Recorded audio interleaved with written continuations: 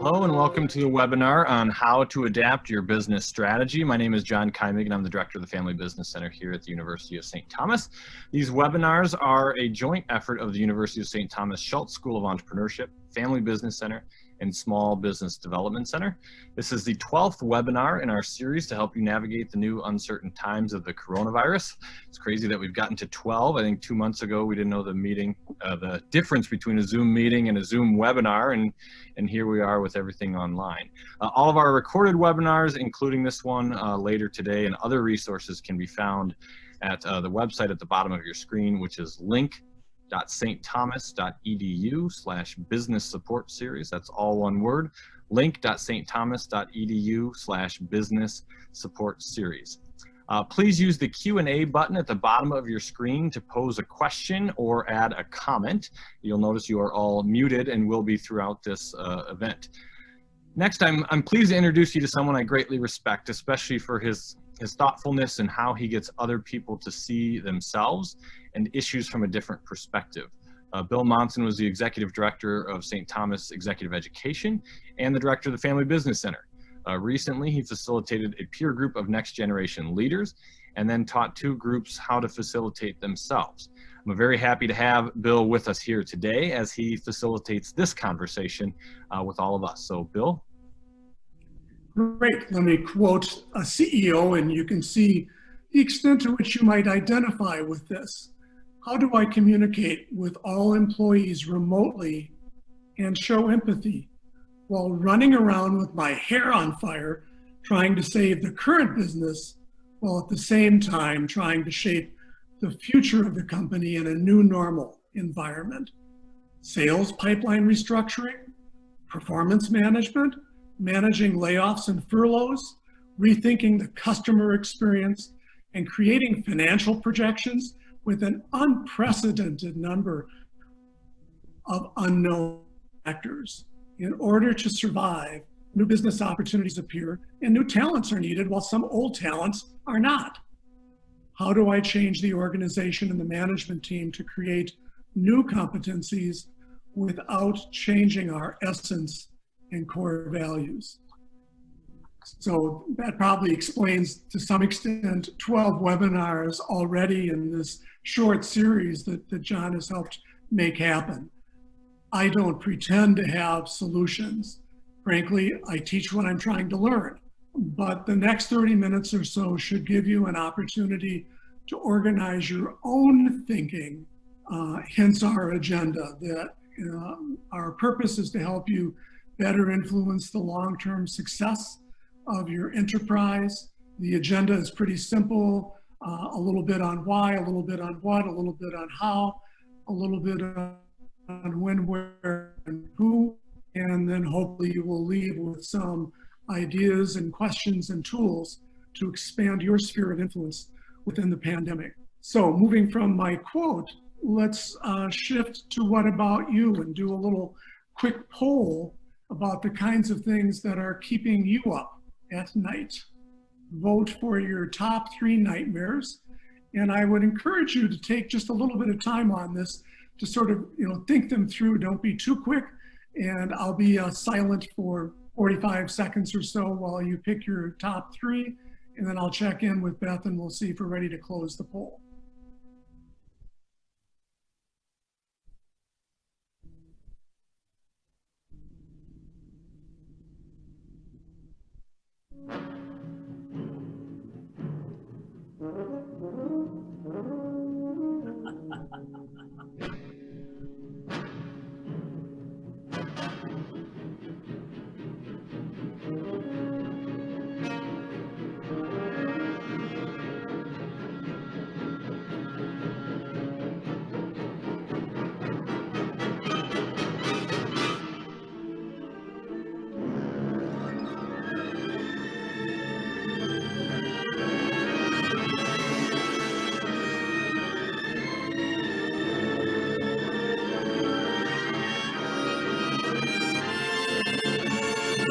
How are we doing on responses?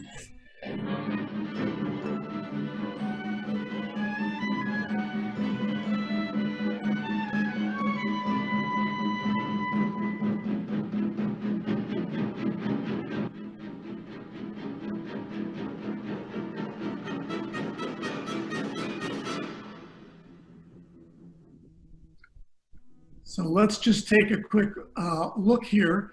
We don't have all 10 on the screen at once, but clearly the economics of all of this is one of the major concerns in terms of this. We pull down, are there any more on this, Beth? Workforce, reskilling, layoffs, changes in staffing levels, and finance are the top two. After that, there's a tie with Salesforce processes, an example of virtual selling, and communicating and decision-making with co-owners and executives. Those are your top 4 answers, Bill. Great. So, major issues that one at a time would be interesting to address, let alone being hit by all of them at exactly the same time. So let's take a step back and look at what your purpose and priorities need to be in the midst of all of this.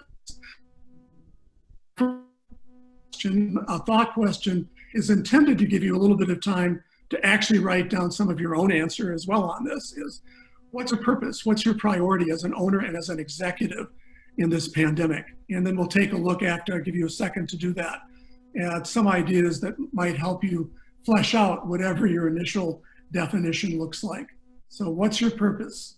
A couple of quick phrases and words. While you're writing, a couple of things to think about. You may recall the often referenced notion to VUCA, the notion that the external environment is increasingly volatile, uncertain, complex, and ambiguous. And you might ask yourself the question, how can the pandemic get worse? Well, I think of one of my clients is a manufacturer with operations 2 blocks from the incredible tragedies in South Minneapolis of last night and earlier this week, illustrating the point that even given the multitude of things that are on your plate as an owner or an executive, that you can't just focus on the pandemic aspects of this. One of the most critical aspects of this that people often ask is, so how long is this going to last? And if, like me, you've heard Michael Osterholm, our state epidemiologist and expert from the university, talk on this, part of his issue has been to say, well, let's take a look at this. We tended to look at it as if this is just a blizzard, and what we want to do is react and accommodate. So what happens with that is that we stock up on food, we stock up on toilet. It's painful, but it's actually pretty easy, and it feels like it's going to be over soon. And Osterholm's point has been, no, it's really going to be more like a winter. This is a longer term notion. The blizzard is just the opening inning, and that what we have to do in a winter scenario is to respond and manage with some anticipation so that we set up our supply chain and we get the right clothes to be able to manage winter in an organizational sense. It means I've got to somehow come to grips with all the new protocols around physical distancing at work, what it's like in terms of public access, customer access, what it's about in terms of large meetings, staffing within the office, managing remoteless and touchless interactions rather than face-to-face. Often difficult, but frankly sort of manageable. But there's a third scenario that you might consider, and that was maybe this is a little ice age. And if it's a little ice age, like what happened in, I think, 1812 or 1813, I forget the exact date, there was a volcanic eruption in Indonesia that left all sorts of pollutants in the air from the volcano, and it literally cooled down the rest of the earth. It literally meant that there was a summer where there were frosts all over North America and Europe, all sorts of crop failures and that. And so then the issue becomes, well, how do we lead into the unknown rather than just dealing with what we know or can anticipate? So one might see this as sort of the miserable, never-ending extremely vulnerable VUCA world. And it's really hard. But it is possible within this, certainly, to build a robust ecosystem of your own, as well as to adapt to the ecosystem of what you can't control. Reminding me of what Stephen Covey wrote about, gosh, almost 30 years ago now, trying to say, how do we deal with different circles of influence? Yes, there is a core where we have some sense of control, particularly over our own attitudes. Then there's some more indirect control that he describes in terms of influence. And then there's just area of concern, that stuff outside of our own ability to be able to have any control at all. And his underlying point, that is the core motivator for this webinar, is just the notion that it's important that we think of how can we expand the circle of influence? How can we avoid undercutting our own power by putting things as simply concerns about which I have no ability to make a difference, compared to, no, what can I do from the inside out? What are the decisions that are available to me? So don't underestimate your capabilities to influence and take whatever actions you can. And that, in fact, then becomes sort of a circle of commitment. This is just another version of the serenity prayer of working the things that you are in a position to work, and not to discount in terms of your own purposes, your own priorities within this setting, what you can do. Owning and being an executive in terms of leadership and management invite some questions about, who am I? How do we operate? How do we grow? If I'm an owner, how do I play the risk and reward? If I'm an owner, how do I play my power to have actually quite a bit of control in terms of my own enterprise, with the accountability for what the results are, not only for me, but all sorts of other people that have a stake in the business? How do I, in terms of power and accountability, play with the trade-offs, play with the paradoxes, that every time Governor Walz and his group tries to flatten the curve, that's a wonderful thing in terms of reducing initial deaths, a wonderful thing in terms of helping hospitals cope, but has the trade-off of extending the curve and making it further out. That's really a hard situation to be able to deal with. So the basic tool that actually Governor Walz and the rest of us end up having to deal with is one that was popularized by Peter Senge and invented and used long before Peter Senge. And that is to say, the place to start is to say, what are the gaps? And the model that Peter would put up would be, starting off first with, what do I want in this situation?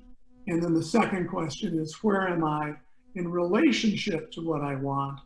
And then from that, what is the gap between what I want and where I am in relationship to what I want?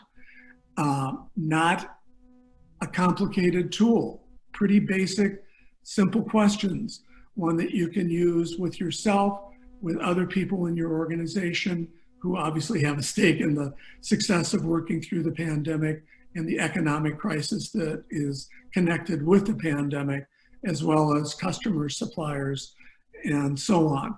So the underlying notion to begin with in terms of why is just get really focused on your purposes, on your priorities, on what you want. With clarity on what you want, then do as objective and data-based assessment of where you are in relationship to that. Once you then know the gap, that's your focus in terms of what it is that you're trying to plan and what you need to think about in terms of what makes it easy or hard to close the gap, and then what ultimately what kind of action plan you can put into place that will close the gap. Lastly, in terms of circle of influence, remember that influence is a two-way street.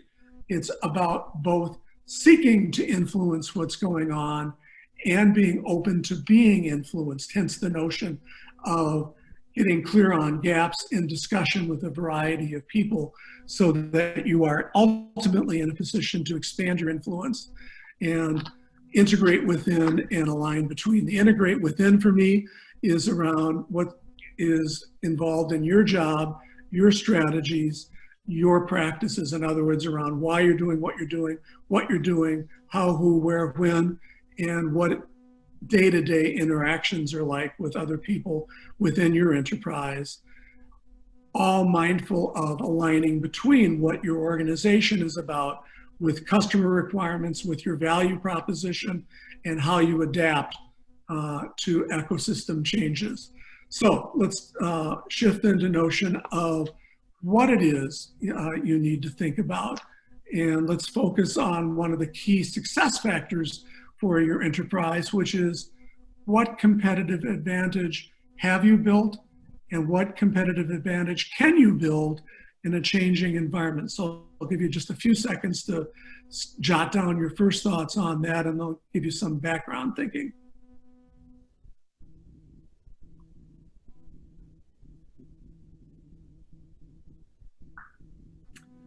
So the first background is most of us can remember, and if you're old enough, junior high, if you're younger, middle school, when you were in biology class.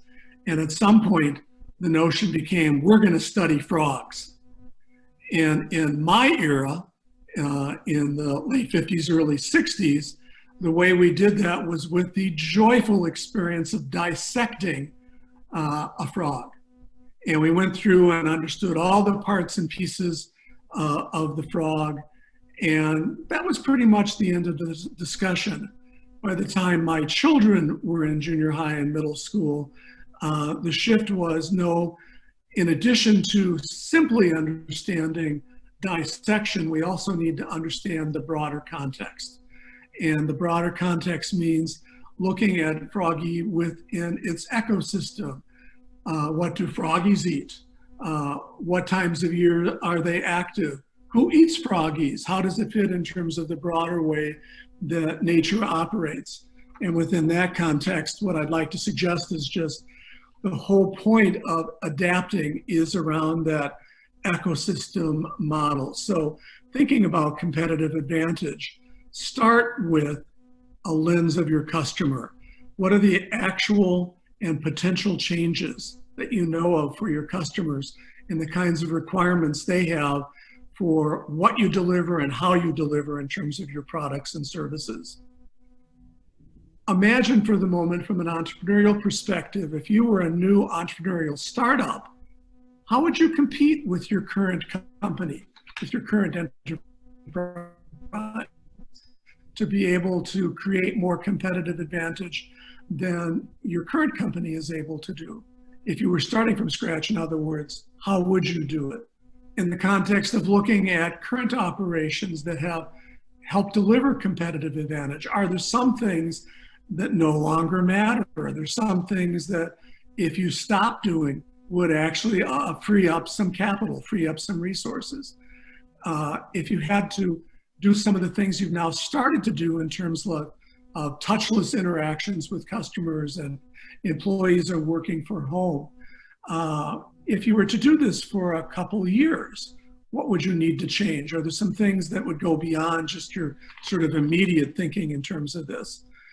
So the underlying question of what competitive advantage can you build, against whom, by when?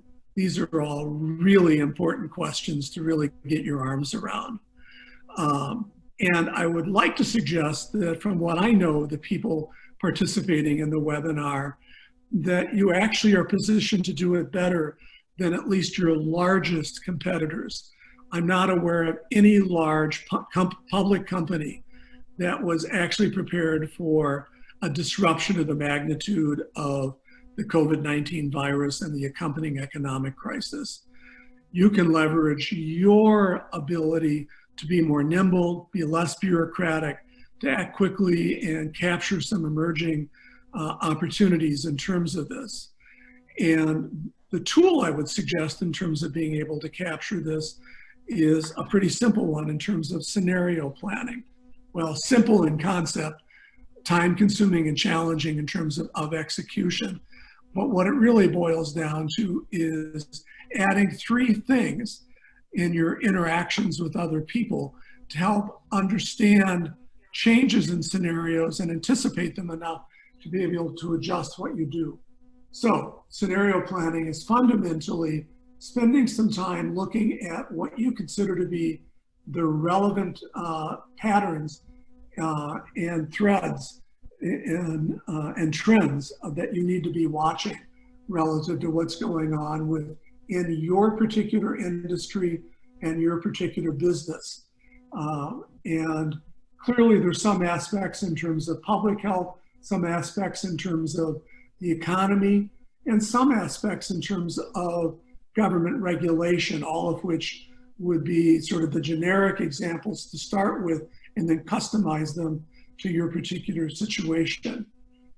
The scenarios are a way to try to explore different combinations of those trends so that you have a very clear sense of implications for your business. The obvious example in this would be the epidemiologists all predict that there will be a point where stay-at-home regulations will come back into play as there are outbreaks, at least in little geographic areas in terms of the virus. So having a scenario that would help you on that. And then in particular, figure out the kinds of triggers so that you can adapt more quickly to what happens.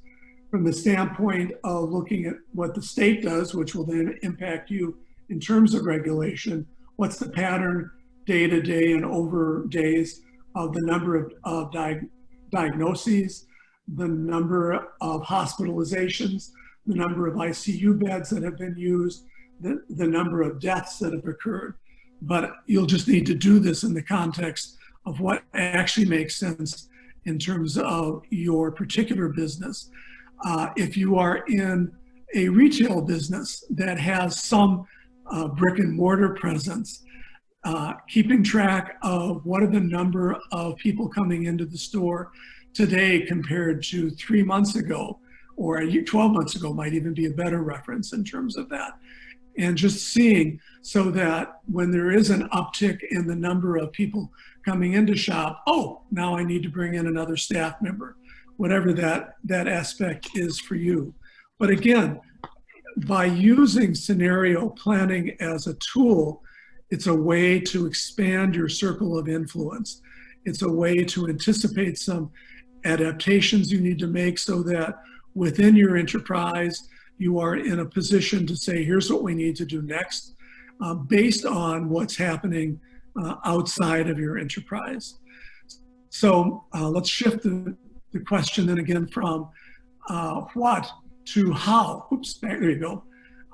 In the process of doing scenario planning, it cannot be done alone. It has to involve other people. Who do you need to work with? Who do you need to ask to gather the information that you need in order to work scenario planning effectively? So start writing, as you know, the sort of thought question notion on this. Who are all the people that you need to interact with? This is all premised on the notion that in the VUCA world, none of us are as smart as all of us, that you need to have within the organization cross-functional teams, across product line teams, and within the broader environment, customer and supplier interactions, as well as the broader economic and public health issues that you'll need to be able to identify what are usually the competing needs of different stakeholders. So I'm not suggesting this is easy, but if you have a setting in which you've talked with customers, suppliers, key executives, employees who are close to the action, it puts you in a much better position to be able to respond to the crisis. The one that I haven't mentioned that might be germane to a great number of you on this particular webinar is your co-owners. Unless you are the sole proprietor, either within your family or in a partnership, you've got other people, and how to get shared information from which to then have a grounded discussion about how you need to adapt is really key. Within the organization, part of what this might entail is together a kind of a plan ahead team, or maybe more than one plan ahead team, that in a finite, highly focused amount of time can sit down and ask and at least track what some of the answers and trends are in terms of this. And the plan ahead team, I would suggest, needs to be different from the what to do next team. A plan ahead is what if. Your normal functional teams within your organization are here's what's next.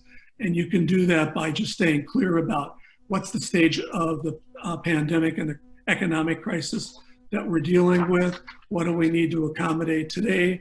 What do we need to manage as if this were, in fact, winter? What are things we might want to think about if this suggests a new ice age? So some questions to ask yourself relative to what you get in your interactions with customer suppliers and the like is, have you identified from an entrepreneurial perspective, here's a new need that my customers have in this situation that they didn't have before? Then can I serve this need in a way that's substantially better than competitive alternatives or what I'm providing now? Is the new need something I'm qualified to solve? Or will I need to find other people, other partners, or new employees to help me be able to work this? And then, as with any entrepreneurial venture, what access to capital and funding do I have that will tide me over for the expenses of making the adjustment and trying to implement it? And then I also want to come back to the notion to some of the most challenging meetings are, what's the kind of business that you're trying to preserve with your co-owners or with co-owners within your family?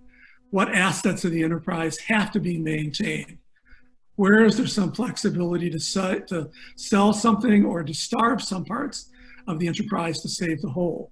Under what circumstances as an owner or an executive would you consider opening up ownership to others to bring in new capital? What are the forums, the mechanisms, the governance practices that allow you to play with family, owner, board of directors if you have one, and management? And if you're missing the voice of one of those, how do you get them included into the discussion? So that, because I mean, the biggest threat to being able to be quick and nimble is when people don't have the same information and aren't yet on the same page. So if you can get that within the various stakeholder groups on this, it makes it much easier to execute and take advantage of opportunities that you have. And lastly, are there some dividend or employment policies that you might want to shift given the unique circumstance that 2020 and maybe 2021 will provide? So the decision-making structures and decision-making processes really require the ability to make major decisions faster than ever, actions that might have seemed drastic in any other circumstance, but embedded in your small business, your family business, is a way to work that you can do these changes in a way, if you can also just be clear on deciding how you decide, who needs to be involved in deciding this. So perfect time to revisit your owner strategy, knowing that you've got the right as well as the responsibility to define what success means for the business right now, the right to make some trade-offs among different objectives, both financial and non-financial. And the executives within the firm need to know what matters most to you. What are your particular values sort of in priority order? So the notion of really working your relationships and identifying who those key players are is a really key aspect of being able to work your own success, to expand your own circle of influence, to use influence both in terms of being assertive and in terms of listening to what other people have to say, so that you are open to being influenced by those, as I mentioned, often competing demands that different stakeholders will have of you. So lastly, the question comes down to really, who, when, and where. And the thought question I want to have on that is a personal private confession, looking at your own activities over recent weeks. What have you done or not done to lead effectively within this particular environment? Just take a minute and write down a couple things that are top of mind for you in terms of what you have done or not done.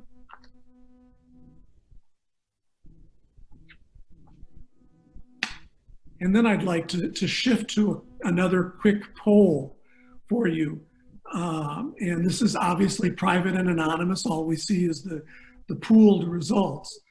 But if you were to grade your pandemic performance as an owner and or as an executive, how would you grade it? A, B, C, D, or F? So quickly give yourself a grade on that. And Beth will let us know when we have enough to look at the sort of results from the people participating in the webinar.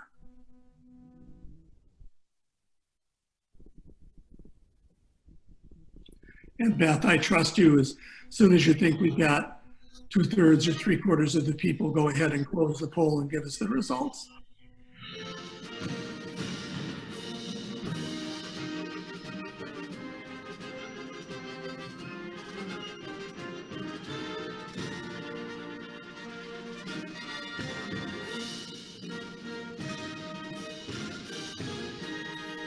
Probably cut it off. There you go.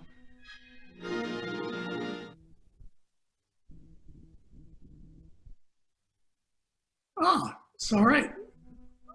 Interesting and not surprising, consistent with everything I've seen everywhere else. Nobody thinks they've really got this mastered or they've got this down. Most of us are somewhere between, well, I certainly have worked hard enough about it, and others who are going, well, I've done a few things, but I know that I need to do more. So the issue really becomes at this point, how do we find a way to better help our enterprise adapt and set it up for success? One of the things that you might remember is this isn't our first rodeo. While I absolutely know we're all having to weather the same storm, the truth of the matter is we had a geopolitical and economic challenge back on 9/11 that created all sorts of issues for most of us to work through. That in 2008, we had a banking and economic fiasco that was really difficult for most of us to work through. And the COVID-19 is simply a biological pandemic and another economic fiasco that we have to work through. And the challenge for all of these, and therefore we can learn from our past mistakes, is how do we in fact separate fact from fiction, science from science fiction? And the way that I'd like to suggest thinking about that is a story that most of you will have heard, but that is germane to whether this is Jaws or patriotic success. And that is the story told in a number of cultures. I'll tell it in the context of Russia, which just happens to be the way I first heard it. That there was a small village in Russia with a bunch of rural people and people in the village. One of the farmers was a father and a son who were farming, and they were lucky enough, however poor they were in 1916 or whenever the story is framed, to have one horse to help them plow. And it turned out that overnight they hadn't locked the horse in the stable and the horse escaped. And it meant that now they had to do plowing by hand, which of course meant, personal human strength. And so all the villagers came up and went, oy vey, what a terrible situation. You were just getting by, and now without your plow horse, you've got no shot. And the father went, well, whether blessing or curse, we don't yet know. And then the following day, the farmer and his son woke up, and the horse had come back and had brought with him a couple mares from a local wild herd. And they were able to get all of them into the corral. And the villagers all came out and went, "Oh, you're so blessed, you're so lucky, you're now a wealthier man, this is just going to be fabulous, you're saved." And the father went, "Well, whether blessing or curse, we don't yet know." The next day, the son was out trying to break one of the new horses to train it to be able to work the plow and to do other things, and in an accident broke his leg.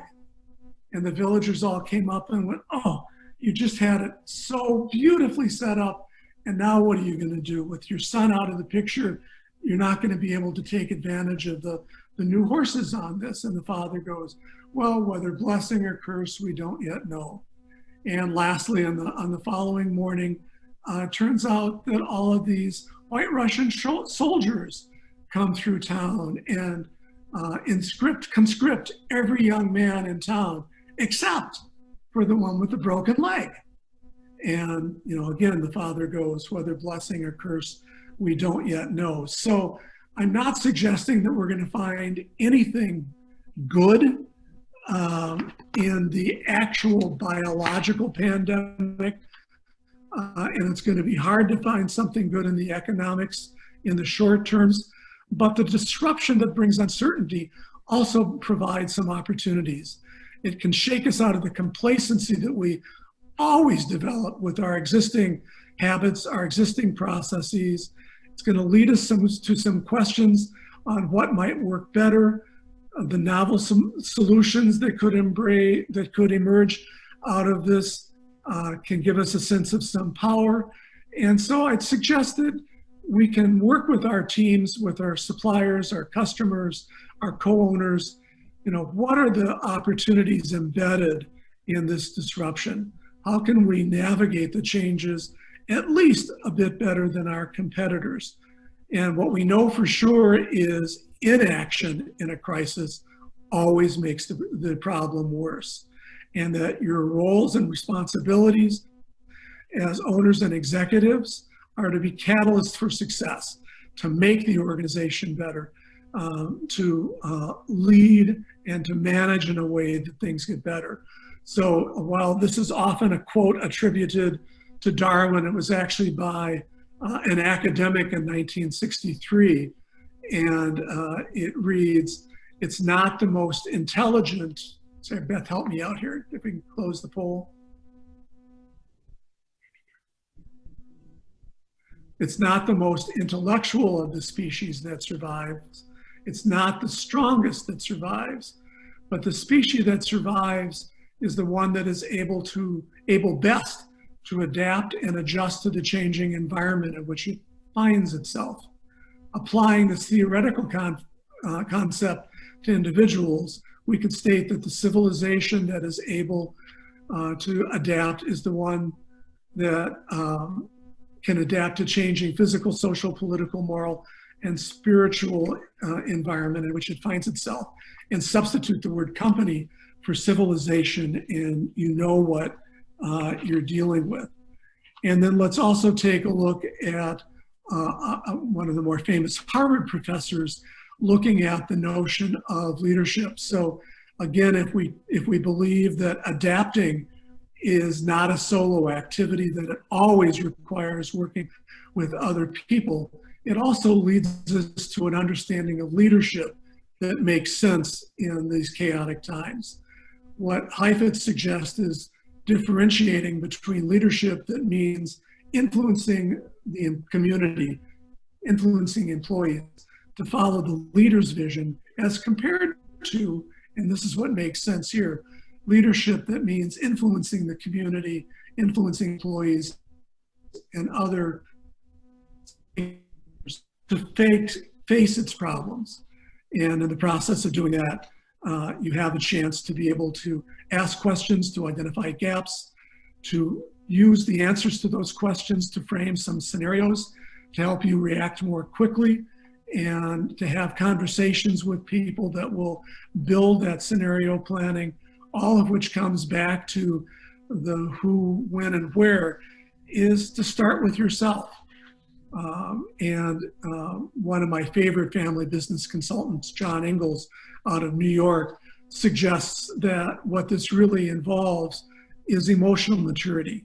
emotional maturity, he suggests, is I'm willing to take full responsibility for my wants, needs, reactions, thoughts, and decisions without blaming all the others, the culture, or the circumstances, but to see my part of the system, my contributions both to the solutions and to the problems, and aware of what I don't know so that I can accept where I am, know what I want instead, work the gaps.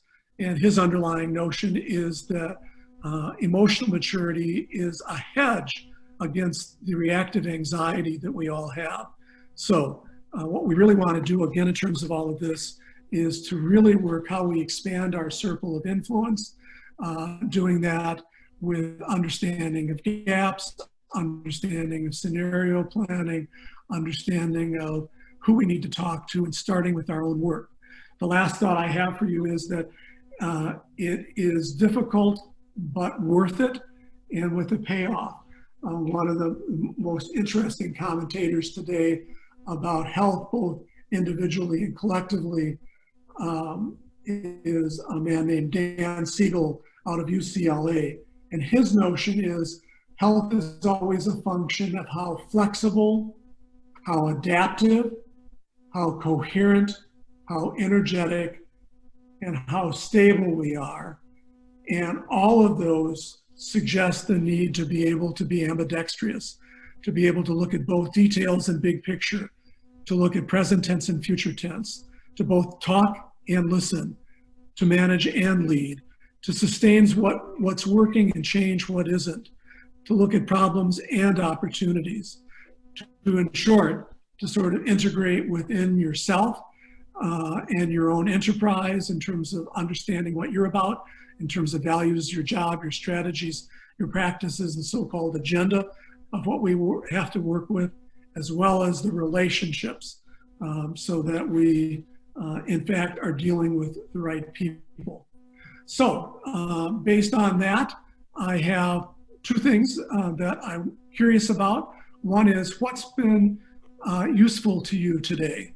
What's been the most helpful thought, the most helpful idea, the most helpful tool, the most helpful question? And if you would put those into the question and answer, as well as any questions that you might have that John will help us be able to address. So before you sign off, take a look and share with us what's been helpful and what questions you might have going ahead, going further. Thank you, Bill. I do have one question that came in early on, and I will start with that while others are entering into the Q&A format there. The question is, how do you see sales calls changing, and what is the new go-to-market method for many companies?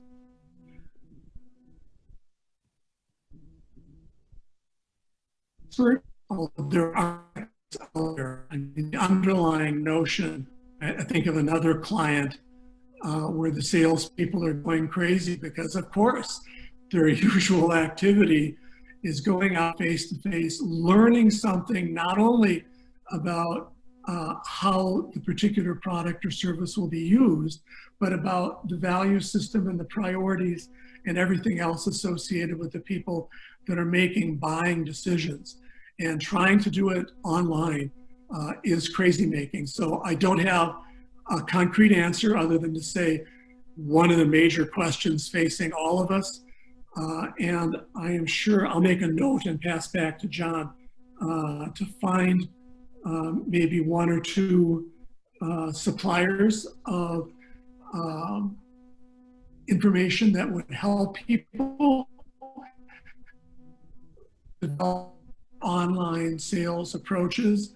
I know that there may still be some face-to-face involved. I know one creative thing that people are doing is not just doing this kind of a Zoom seminar where we are all static in one spot, but being able to use technology to be able to walk around your shop and show different products, or walk around your restaurant or retail operation and give people pictures of things, and that going two ways. But darn good question. I'm interested in learning more myself. You know, one thing I noticed, Bill, with your comments about, you know, kind of changing some of the core is the announcement today, core businesses, that GE is selling off its light bulb division after 129 years. And so here I think you've got, you know, a company that has looked at what it's known for and said, you know what, that's not what we need to be known for now anymore. And they've got some other things going on over there at GE, but I thought that was interesting as you mentioned that. What are some strategies we can develop in marketing an industry like gyms and fitness where curbside workouts aren't an option? You know, again, it's not my expertise to know precisely. I do know, I believe, I should say rather than know, I believe the major challenge for fitness and gyms are two. One is just the business model is predicated on a certain number of people using the facility at a given point in time. And the current regulations around that are going to really challenge the business model of can we lose less money by opening than by staying closed, for example. And the second thing is, while it's difficult to manage the number of people using the different fitness machines, attending the various classes, the bigger problem is the locker room. I'm not aware, I haven't read yet, and I've been looking, of anybody that's figured out how you're going to manage a locker room experience in a way that fits reasonable public health safety requirements. And I think the first gym or fitness center, since most customers value the ability to be able to clean up before they leave after a sweaty workout, I think the first people that find a way to adapt their locker rooms to be able to assert we've made it safe for you in this context will not only be able to open sooner, but I think that's a premium that, as I understand it, a lot of customers will be willing to pay for. Again, something we'll have to test out, but that would be my hope. So far, I'm 0 for 2 on specific, concrete answers to the questions, other than to affirm really good questions, exactly in line with what I'm trying to suggest in terms of ask it, find some help, enlarge your sphere of influence. Don't just accept that we're screwed. Right. Don't just accept that, oh, we'll just live through it for another month and then it'll get better. These are questions that need answers. Well, I think you're seeing that with the restaurants too. Congratulations, you can open, but yeah, you know, and it's just it's not working. I know, you know, we've seen a lot close down, and there's some good things I've seen. Broder's Cucina, you know, they opened up to do take-home pasta and make-at-home pizza, and so we did that a couple times, and now they've got a much larger menu. So it's good to see that, but it's just taking some time. A couple folks indicated what their most useful was today. One was looking through the customer's lens, and the other was tips related to scenario planning and being able to adapt quickly. Those were the two comments that were left. Super. Well, thank you, Bill, for being with us today and going through these frameworks and helping people think through kind of how to iterate and find their next right step for their business. And thank you all as well for joining us and for your questions. Again, we recorded this session and it will be posted to link.stthomas.edu/business support series. A huge thank you to my colleague Beth Bagley, who 2 months ago had never run a Zoom webinar and is now a total pro. You heard Bill calling out to her a few times. She's run all 12 of these sessions we've had so far, managing PowerPoints, panelists, polls, music. We've reached almost 1,200 attendees and couldn't have done that without Beth leading. So while we don't see Beth and hear from Beth, that means she's doing a great job. So thank you, Beth, for all of that. A couple events coming up specific for family businesses next week.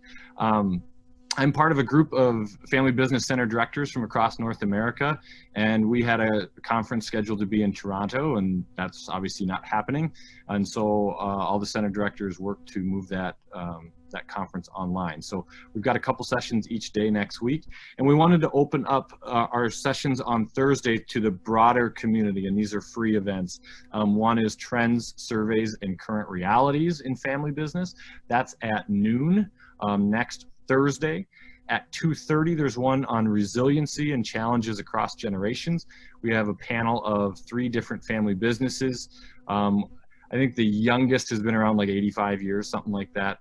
One of the panelists is from Yuengling, which is the oldest brewery in America. You know, if a brewery can make it through Prohibition, you know, we can learn a little bit from their experiences there. So both of those are part of our conference. If you get Family Business Center emails, you will find out about those.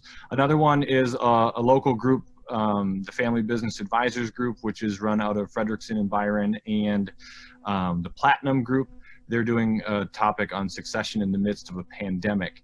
Their panelist is Joe King from King Technology, who spoke in the Family Business Center back in February at our last in-person event about leadership of the next generation. So he and his non-family president are talking about that. So I wanted to share those opportunities with you. If you don't get those emails, send us an email to familybusiness@stthomas.edu, and I can make sure that you get information about those events. On behalf of the Schultz School of Entrepreneurship, the Small Business Development Center, and the Family Business Center, thank you for joining us. Stay safe, and we'll talk soon.